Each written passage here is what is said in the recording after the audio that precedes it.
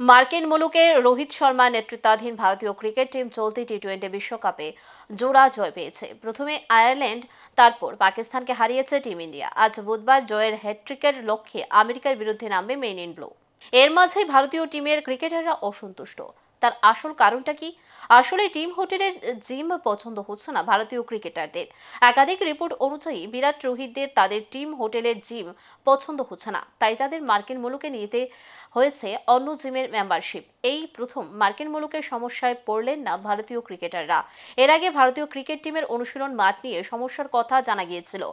কান্টিয়ার পার্কে অনুশীলন করেও সন্তুষ্ট হয়নি মেন ইন ব্লু।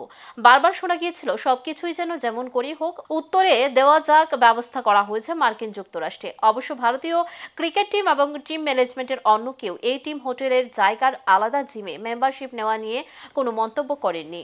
পারিপার্শ্বিক পরিস্থিতি যাই হোক না কেন, ভারতীয় টিমের নজর এখন আমেরিকাকে হারানোর।